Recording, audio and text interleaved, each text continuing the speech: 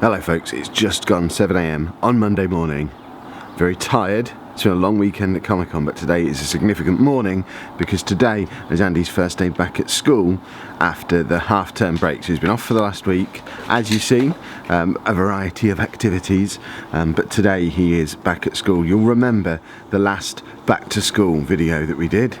It's had quite a lot of views on the channel. It didn't go so great, although we did get in there eventually. Obviously since then he has been going to school for an entire term, so we're hopeful that we're not going to have any problems this morning. He's telling us he's going, which is very positive, but we're always going to feel a little bit of trepidation because he's never ever just gone back on the first day back after a holiday, because he gets into a new routine. He gets into the routine of not going, and that then makes it very difficult for him to turn that around into going back. But although we've not been here all weekend, Short Stay has been here and he's been using the date board with him. The date board was out when we got home last night. Come down this morning, said morning to Andy, and he said, yeah, we're going. So, fingers crossed. If this goes well, this won't just be significant because, oh good, he's gone back to school, fantastic. This is genuinely the first time I've ever known him to go back without any hassle at all after a school holiday, which will be massive. Morning, Andy. You alright? Yeah. What you got there? A game. What game is it? Project Alongside Mouse. Still enjoying it? Yeah. Good. What's today? It's Monday. And what are you doing today? School with Ola. Very good. Are you going to have a fun day? Yeah. Good. Well, we'll let you get dressed and go to school then, and then we'll have a chat later when you get home. No. Yeah? Did you have a good weekend? No dress for school. Yes, dress for school. Did you have a... Jimmy Jams. No, you're not wearing Jimmy Jams now. You got your proper clothes on now. We'll be fine. Well, despite the best efforts of the taxi company, he did go. If you remember from back before half term, we did have a lot of messing around. Was it 2 weeks before he broke up or the week before he broke up? But we thought we got it all sorted just towards the end of term, when the personal assistant had been travelling down from Lincoln every day. She was replaced by somebody who was local, and we had a little bit of consistency. Stopped messing around, they started coming on time.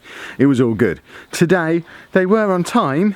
The new PA was still there. However, the driver, who'd been an absolute legend, an absolute hero, all the way through up until this point, he was the one constant, the best thing about them.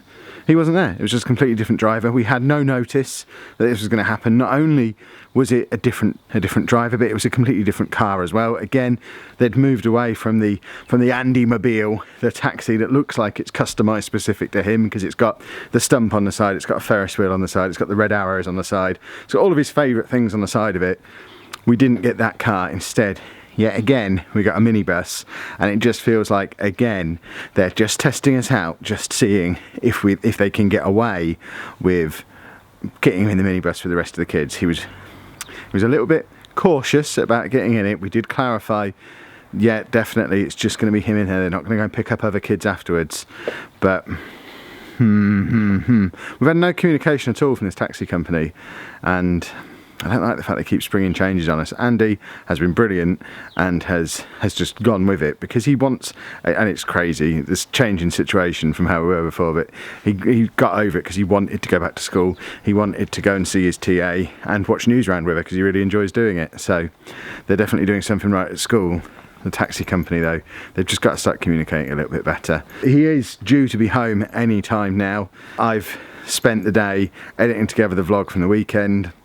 I had to take Anna into uni today. She was a little bit late into uni today. Her first lecture was cancelled, so she didn't have to be there till about 11:30. So I took her in because there was no point in her getting the bus at 8 and then having to sit around for like 3 hours.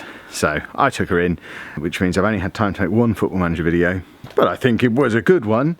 And then for the rest of the week, I really need to start getting ahead on the week, because Friday I'm going to be over in Nuneaton filming for my new Football Manager series, which is going to be loads of fun. And then Saturday and Sunday is a secret that will become clear nearer the time, I think. It's not my secret, it's a secret that's being forced upon me, but I don't know when I can tell you about it. But bottom line, I can't do any work Friday, Saturday and Sunday this week. So I need to get to the point where by the end of Thursday, I've got enough content for the gaming channel banked so that we can still get consistent videos out on that channel. I am hoping, because we're still in the beta period of that game, for 2 videos a day. We're obviously not getting that today though, so I guess we aim for 1 a day to begin with, then we try and add in some extra ones if we can. I need to go and tidy up before Andy gets here. Hello? Hello. Have you had a good day? Yeah. Can you put your shoes away, please? No, thank you. Come on, we need to get your shoes put away.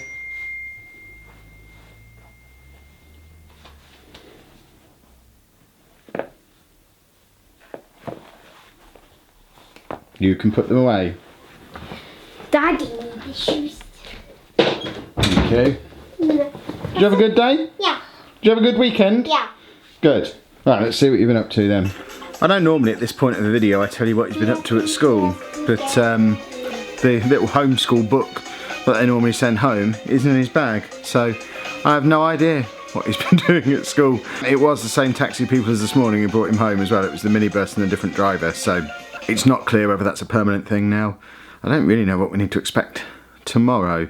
He was kind of burst through the door and they were gone before I had a chance to talk to them. So I think I'll hang out there tomorrow morning, or I'll question them about it tomorrow morning. It was Anna who did it this morning, but tomorrow morning she's not here. I'll pin him down and find out what the plan is going forward. In other news, having a slight problem with YouTube, which is ironic considering the amount of problems I have on the flip side of YouTube with my own videos being demonetized anytime they mention autism or anything even slightly related to it.